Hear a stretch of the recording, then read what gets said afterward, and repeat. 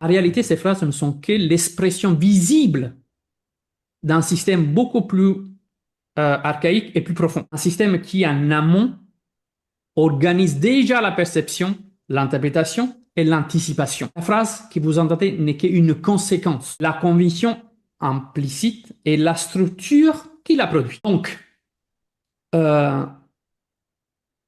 si on travaille uniquement sur les formulations, on reste sur la surface du phénomène. Et oui, certes, on peut les modifier temporairement, parce qu'il s'agit d'une exploration de discours.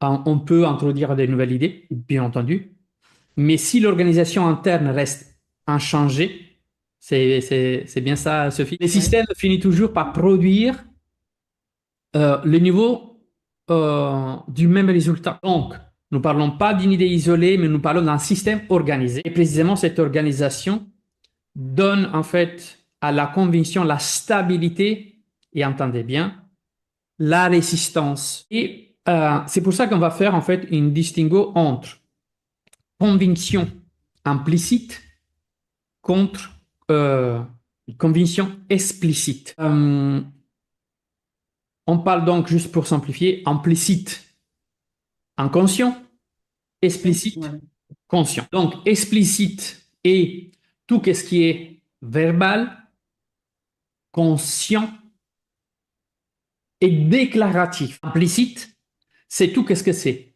automatique, tout ce que c'est rapide et dans la grande majorité non verbalisé, mais active dans les comportements. Donc cette distinction est très importante parce que ça nous permet en fait de comprendre que tout ce que la personne peut dire, ce sont les pensées qu'elle formule, les idées qu'elle peut expliquer, les raisons perçues. Ce niveau, donc quand on parle de ce niveau-là, est effectivement accessible et observable et souvent utilisé dans les échanges, mais il ne représente qu'une partie du fonctionnement réel. Donc, euh,